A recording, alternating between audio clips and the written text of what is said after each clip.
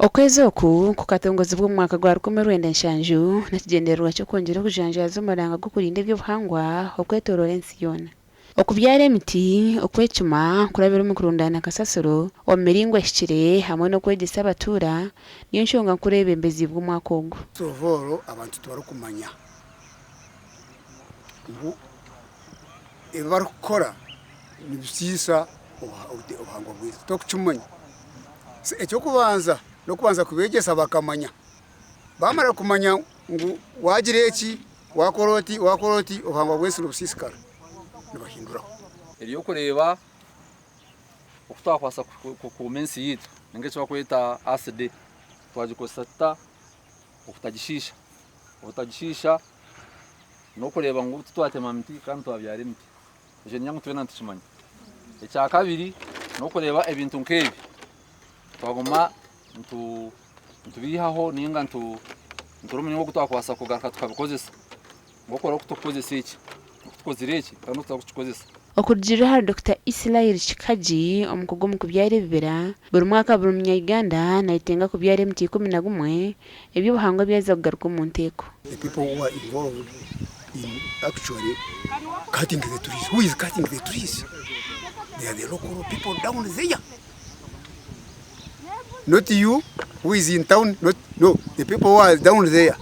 No Okutaahirira. So aho no beegyesa. Waye beegyesa bayiza kwetegereza bakamanya oburemeezi oburuho, definitely the mind will change. Batema omuti babyara ebiri kandi kasasiro bagirwanise kurabira omu kukora ebi kandi kasasiro omu town council washanga twena turi aha murangwa nk'ogu nikiza kutuyamba munonga ushanga ensi yiitu erigye eby'environment birigye tugwise enjuro omu bwire so erosion erigyeho.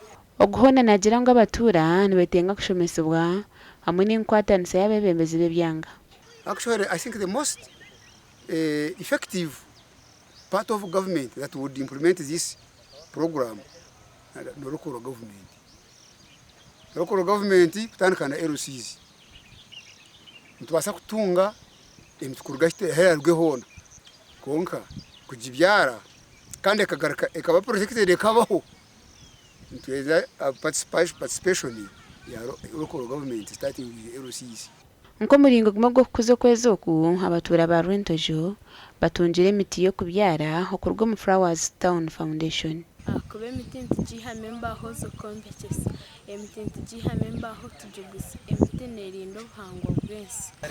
Na nimbagambira mugume mureke kutema emiti, wakutemera oryare emiti ebiri, itwite twaryara emiti kwenda kurinda obuhangwa bw'ensi. Nka agroforestry kubyara emiti ningasi kubyara ekibira nanaho wahinga rese nk'ebihimba ebinyobwa ebitakuri okabitugeza so kusanga uhingire emiti na ebindi bimera.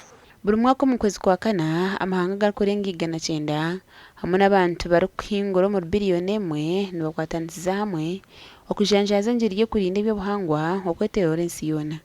Gasha kwa Akiza.